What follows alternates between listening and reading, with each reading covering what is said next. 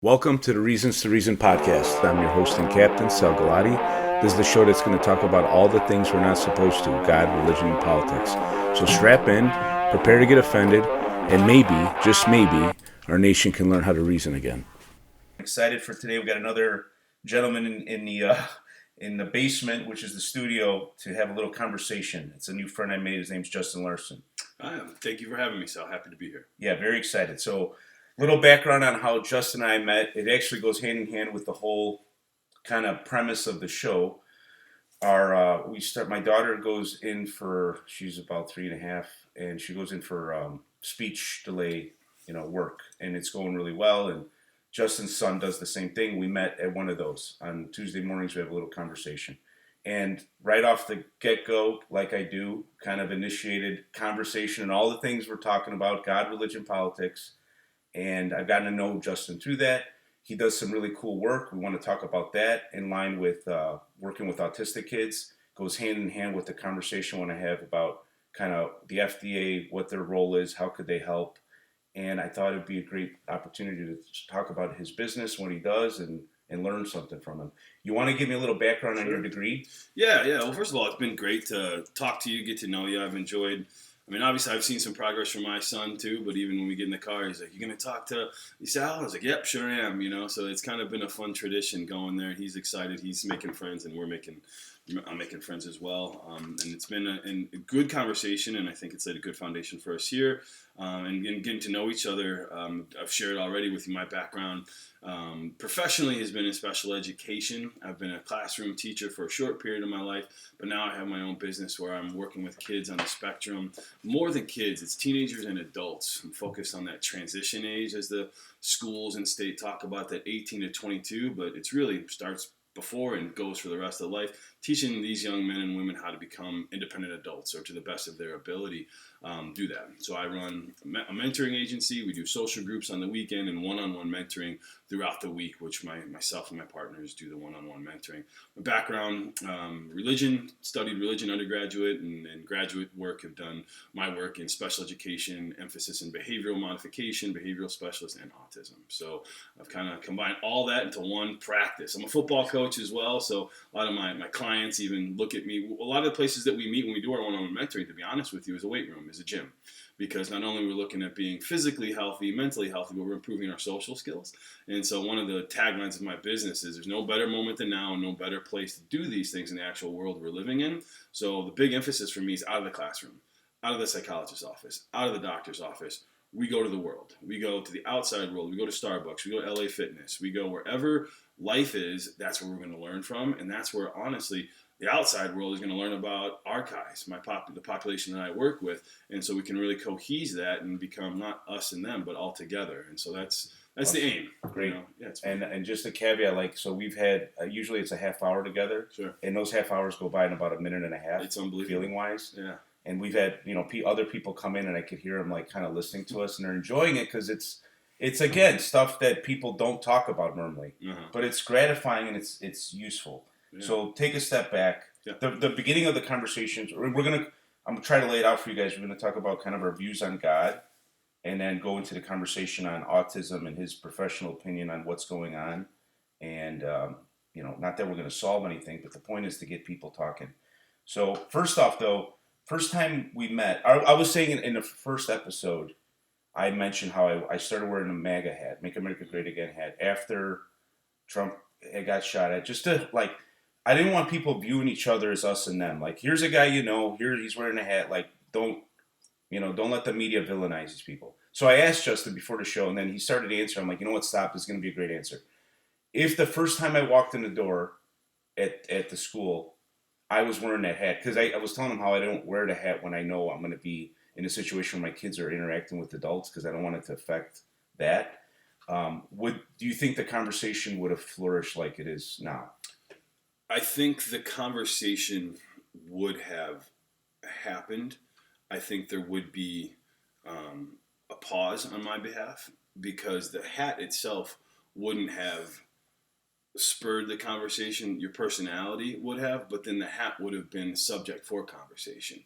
As I alluded to, I sit on the other side of that aisle. Mm-hmm. I'm not in favor of the individual who promotes the hat, so to speak. But at the same time, I want to know why. And I have friends who very much support, him, and I want to know why. But I don't always feel it's safe to ask those questions or to reveal what side of the proverbial aisle I'm on. So, yeah, I think we might have gotten here, but I think it might have started from a little bit different place. Maybe me becoming a little bit more inquisitive, or maybe me having some predispositions. But you're a thoughtful guy. I've come to know, which is something I appreciate in general. Yeah. Here's my whole pitch. Sure. I think those ideas are foisted upon us. Look, there's crazy people on every side of the aisle, but I think that the majority of people got something foisted on them by the media. Sure. No. And that's where I get angry. I really get angry because it's done intentionally to divide people so they don't talk about these things, which we should. So just thought it was an interesting thought exercise. Yeah. I think we would have eventually. Yeah, I do. Yeah.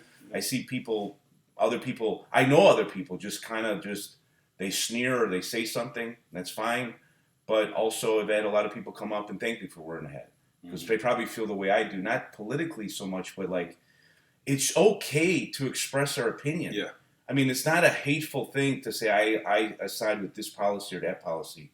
But so we don't want to. I'm more interested in our God conversation. Yeah. So let's take it there. You do have an undergraduate degree in religion. I do.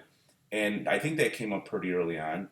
And so, like, sum up where you're at with your faith. Sure. Yeah, it's a great question, and it's a living question. Meaning, I don't think you ever get to one spot and you're like, I'm there. I found my faith. I'm here. I think it's an evolving. Meaning, we're always learning more about our faith and our relationship with a higher power. I studied religion in college. First of all, even before college, religion and God and Christ were a big part of my life. Grew up in a Christian family. My mom's from South Texas and Southern Baptist. And my dad grew up in Chicago, a Lutheran. And so, I was influenced by both of those, positions on the Christian religion, perspectives on the Christian Protestant side religion. But in growing up, I became and gathered more of a worldview, always with a Christian foundation, but really was interested in studying Hinduism, Buddhism, Judaism, and understanding, to me, what the commonality between all of these religions were. And that is why I studied religion. I wanted to have a world perspective, and I felt that, not that I could change the world, but that maybe I could have a better idea of what made the world move, what impassioned people to fight, what impassioned people to put down their swords. And a lot of it is religion, and a lot of it is the motivation why we do the things that we do. And that's really what I wanted to study. So I approach religion from more of an anthropological perspective, and I think it grew my faith. One thing that my senior thesis initially was going to be, I changed it a little bit, but was love is the common denominator to all religion. And I think we talked about 1 John, God is love. And to me, that is the foundation of my religion. And then I remember challenging you on that front, which I agree. Yeah. And I agree there's a lot of commonality amongst most religions. A couple points. Yeah, sure. As far as like the warring amongst people in religion, it's a common thing that people say. I'd argue, though, there's been a lot of death upon atheistic religions as well. Sure. Marxism has caused a lot of death. And so it's not just pinned on one side. People kill each other because we're sinful, ultimately. And I always make the comparison. If Christ said, when he was about to be taken to be crucified, and one of his followers used a sword to try to defend him, he says, no. He rebuked the guy trying to defend him with the sword, and he healed the guy that was taking him to be crucified. That's the mentality that follows Christ. If someone's running around killing, like the Inquisition, running around killing people, compelling them, forcing them to convert by the sword, that's not someone following Christ. And you can't pin that on him. No, I agree with that. Yeah, and so the love, God is love, I challenged you. This is a common ethic. I've mentioned it in earlier episodes. Among most religions, even among atheists, like, love your neighbors yourself. No one argues with that. And my push is like, we're trying to think logically. Okay, what is that grounded in? If we just came from nothing and there's no God, okay, let me back it up. Jesus was asked, what's the most important commandment? And he answered it this way. He said, first, you love God with all your heart and your strength. The second one's like this, love your neighbor as yourself. So what he was doing is saying, you love your neighbors yourself because they're made in the image of God. Yeah. That's where the value comes from. I get it. So in the atheistic view, if there is no God, really, we're back to just survival of the fittest. If I could take your wife, if I could take your things, I take them. Hopefully we don't do that. I'm not saying everyone who's an atheist wants to do that, but there's no logical basis for not. That flows. So that was my challenge to you as far as, now the commonality, there is commonality. Jesus' claim, though, is, and I gave you a C.S. Lewis quote that I've mentioned before, the challenge. I don't know where you've arrived at with that one. Jesus' claim is, I'm the way, I'm the truth, I'm the life. No one comes to the Father except through me. So what C.S. Lewis does, he goes, look, he didn't leave it open to just say he was a good teacher.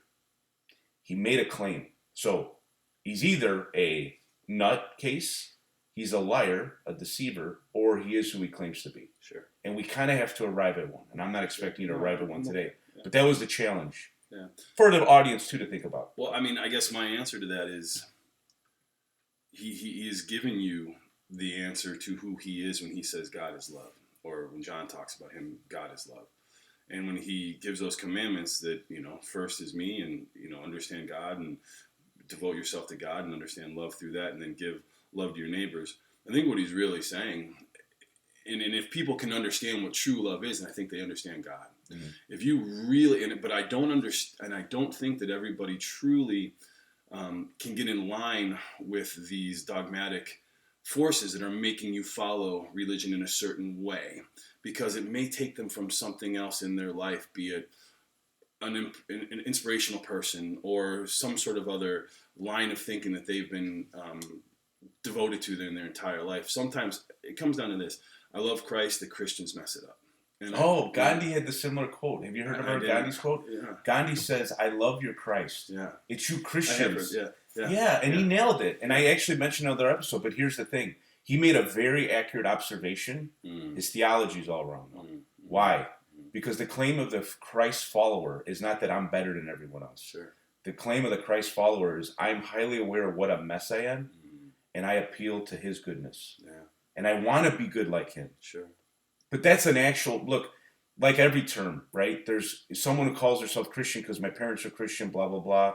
Or there's someone that says, I've made a commitment to follow Christ. Yeah. Same thing with the term Jew. There's someone who says, well, I'm Jewish, but they don't believe in God. Yeah. There's Jews that are very observant of God. Same with Muslims. Same with everything, really. Yeah.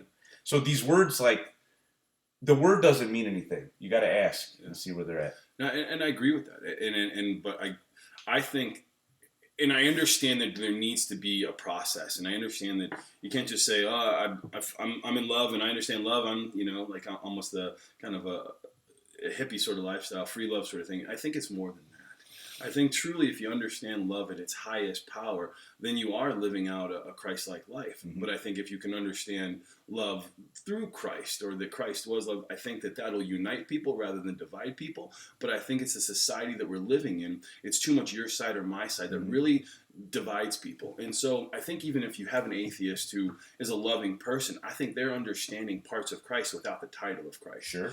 Because for some reason in their life and their, role of this existence that they're playing, something has turned them away from that name, that title. But I still think that we can understand the life of Christ. I still think that we can understand the love that he is. I think that's our mission. I think we're all here, all human. I think we all have the ability to love inside of us, and I think that is Christ. I think that is God. I think that is the highest power that we can ever, and I think it's in each and every one of us, and I think that's what the commandments are saying. Understand God, love your neighbor, love. And if we practice this love, if we appreciate this love, if we make that, the way that we're going to build our foundation on that rock, then I think we're all going in the same place, and I think those titles will start to disappear or evaporate. So one observation and then a final question. Please, yeah. Observation is, I don't think I'm capable of doing that without his help. No, I get it. And without his sacrifice, in the sense of, he showed me what love is. Yeah. So the thing that keeps me, okay, you're a new creation, you're a new believer, you still sin, Sal, of course I do. I'll make a promise to you. Mm-hmm. If I keep him on the cross in the forefront of my mind, and knowing he did that for me, I cannot. Mm-hmm. And anytime I am sinning and doing something I don't want to do, it's because I hit him in the back of my head. Intentionally. Which is a depravity of myself. Yeah, I get it. That's my observation. the second question, is he a liar? I'm curious. Is he a liar? Is he a nutcase, or was he who he claimed to be? My personal perspective was he is who you say I am. You know, like he is him. I mean, I think he is who he claims to be. Yeah. Cool. You know, but at the same time, I don't think that negates other people, you know, from their search or their... Of course. You right? Of course. And they get like untethered. I didn't claim that he was God. Yeah. He claimed he was God. Yeah. So that's the point. It's like it's for everyone. I'm just trying to get people to look at what he actually said, did, and claimed. Yeah, sure. And consider. Mm-hmm. It's this idea of like, trust the experts. Mm-hmm. Don't trust experts to tell you what the Bible says. Read it for yourself. Yeah. I mean, I'm going to go back to it. I've been a part of a couple different churches growing up. I've been a faculty member. I've been a youth pastor. And the thing that's bothered me the most out of all that isn't the Word of God. Usually isn't. It is. It's the people in the church. It's the people. And I've seen corruption. Boom. I've seen lies. Tons. And it's to ask me where I'm at now. I'm not involved in the church. Yeah. Because I don't know if that's the best way, and we've talked about this, if that's the most direct line for my family and I to get to know God, to get to know Christ. Mm-hmm. Because I've seen too much distraction in the church. I've seen too much dishonesty. That's my promise. Again, this is like what Gandhi's talking about. And as I became, like, you're not going to find a perfect church on this earth. No. Because there's people in it, right?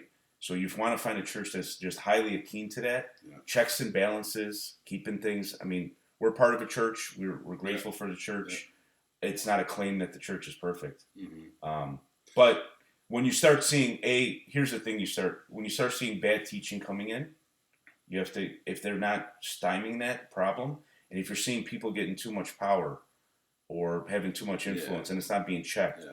Inherently, it's the same way our government's set up. It is, but you're going to see people on both sides of that too. When I say someone has more power, someone says he doesn't have enough power. You know, and I think, and here's another thing that Gandhi said, and I actually gave a sermon on this: is be the change you want to see in the world. Mm-hmm. You know, so if you see something, you don't just hope, and you know, if you see a hole in the boat, don't just yap about it. Absolutely, solve the problem. Sure, or be the person, be that agent of change, or be that agent of. And so I guess what I'm doing by almost being a nonconformist in the church a little bit is trying to find my path that I feel good to guide and expose my family to, but also and not the churchgoers or followers at all, but I need to be able to not just go in the direction of the masses or where my family's saying you should go to church. You go to church. Sure. I know that and I want to, but I have to do it in a way that I feel most fulfilled.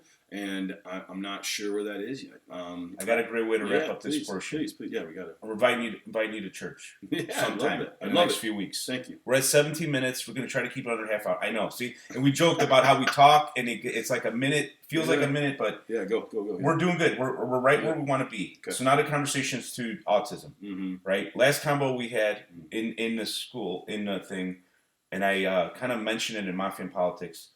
There's something going on, right? As far as like, there's more kids having autism. Yes. Now, what is it? Is it being diagnosed more frequently? I'll let you speak to that.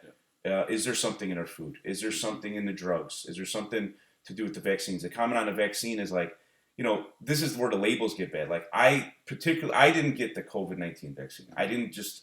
I personally felt like I wasn't at risk. It wasn't necessary for me or my kids. It was a decision I made as an American. I'm not anti-vax though. My kids have gotten many vaccines. And what COVID-19 was compared to like what a polio vaccine is, we could have that discussion of different things. Yeah. But I guess what I want to say is like I know they study the vaccines and they make sure they're safe. Sure, I think where something's starting to make some sense is it's the amount of vaccines all at once, and I don't think they've done the studies to know what that effect is. Okay. And that's where my hunch is saying something's going on there.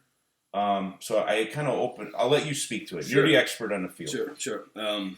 Experience, I don't know if I'm an expert, but essentially, you know, autism itself is a spectrum, and I think it's good to kind of start there. And to answer your question, what I feel autism is, and for one way or another, this is going in line with your question line, it's a contamination of the system. Whether that be through food, whether that be through vaccination, whether that be through the air or the water that we drink or breathe and water that we drink, I don't know. I'm not a medical doctor. I'm just someone who's spent about 25 years or so in the field working with kids and families with autism. And I can tell you, one of my first supervisors in the field said, if you meet one individual with autism, all that means is that you've met one individual with autism. All right, they all look different. They all have a different background, and so be it. 50 years ago, it wasn't called autism. 50 years ago, it was called the milk mother's syndrome, meaning that they thought this disease was because milk mothers weren't feeding their kids from their breasts. They were putting their breast milk in the freezer or the refrigerator, and something was happening. They're giving it to them. Mm-hmm. And then that turned out to be not necessarily the case. And I'm pretty sure my history's lined up. I don't know dates and all that. But then after that, they thought it was because maybe children weren't being hugged enough.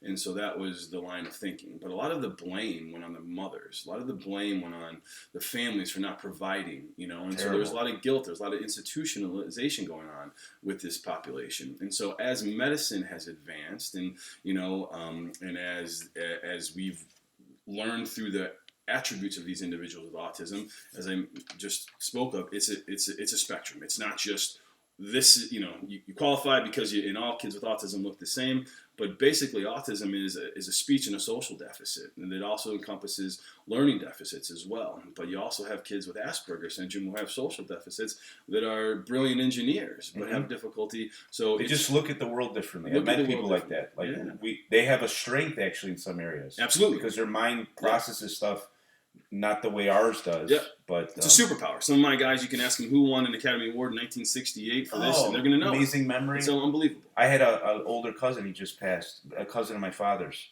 but he was like with dates, birth dates, numbers. He was a routes, transportation. Yes, exactly. Yeah. He navigated the bus system. Yeah, that's how he got around. He knew every freaking bus schedule in Cook County, when it hit, when it was there, so like we've had conversation about it, and that's what I appreciate about what you're doing in your personal business is like play to the strength, see the value in the kids. Don't handicap them by like saying like they can't achieve because of this situation. Mm-hmm. Take a step back.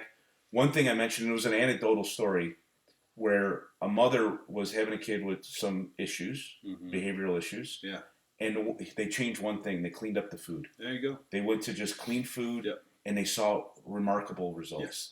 So, like, these are the things, as a businessman, I'm always like, when I see a problem, let me tackle the easiest things first. Yeah. Clean up the food. Even personally, before we get the FDA involved and just taking poisons out of the food that we know are contaminants, just in your personal life, to the best of your ability, clean up the food, see what those results are. And I think I like about your approach is, like, you're not for drastic intervention as far as, like, medicine or... Just treat them with some love. Yeah, that is not only my religious foundation, but that is my practice. Yeah. If I show people love, and sometimes love can come a little bit a harsh way, but if I show them I'm consistent, that I care about you, and that I'm there for the duration, they're opening up. The first thing I tell all parents when I start my mentoring process is, first couple weeks are just building a rapport. And I'm like, well, what do you mean? Yeah. Well, I have to establish a relationship, you and I. We have to establish a relationship, even though we might see things differently, to be here to commune. And that's the same thing with my clients. When they start to trust what we're doing or trust the process, they open up and they see progress. And I think because autism is a social deficit, they don't know or understand how to trust. So it's almost teaching some of these guys to trust beyond their, immediate circle or beyond themselves a little bit. Yeah. So let's go to, okay, so we both identify there's way more autism than there used to be. Yeah, sure. Whether it's a diagnosis thing, I mean, there's all these elements, but throw all that out the window, there's way more. Yeah. So what's your gut telling you? I know you want to leave it open, but what's your... Yeah. Well, we discussed this before, like in... Well, I guess you did, and then so I guess what do you think the government could do? Sure. Well, there's so much. I mean, diagnostically too. I think we can maybe change the way that we're diagnosing it. I think there's a difference between Asperger's and autism. So maybe defining it a little bit differently. And with those diagnoses, like there's different treatment.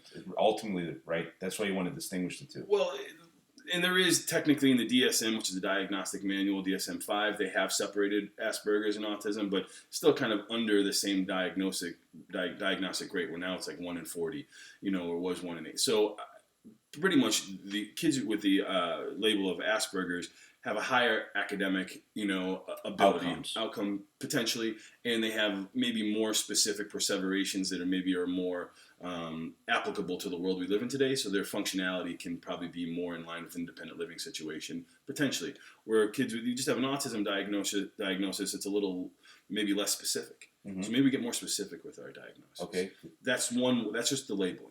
That's just labeling, so then you're right. Then we know how to maybe support these individuals more specifically, because there's autism with speech delays, autism with social delays, there's autism with speech pragmatics, or so let's talk about that a little bit more, so we can maybe put you in a category. I know that's not always the best way, but maybe we can have the best sort of support. And I do agree that I think we need to understand what we're putting in. I have one of my first families that I worked with putting in the food.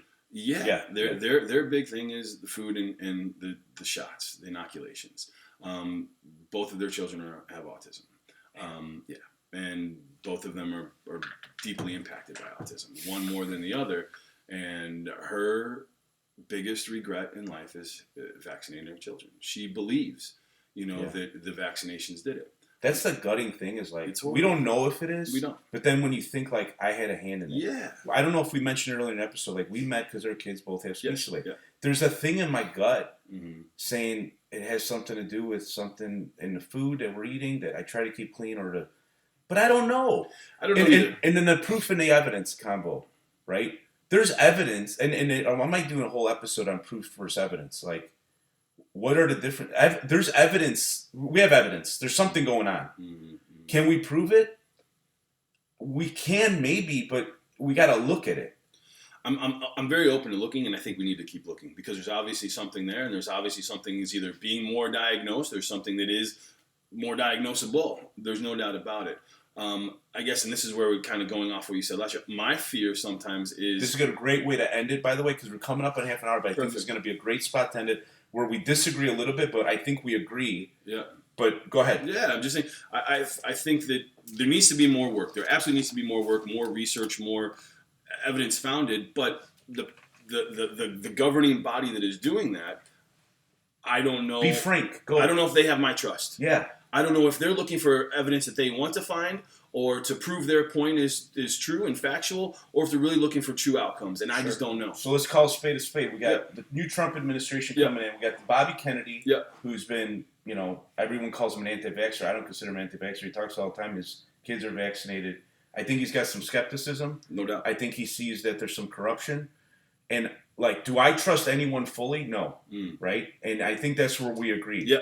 I don't think anybody wants the FDA to go away. We want the FDA to operate appropriately. I agree, but what is appropriate? It's subjective in that matter. And that's the fear for me. To me, it's like, let's see the results. If we know things are poison, and the FDA will not mandate that they're out of the food, it's not working right.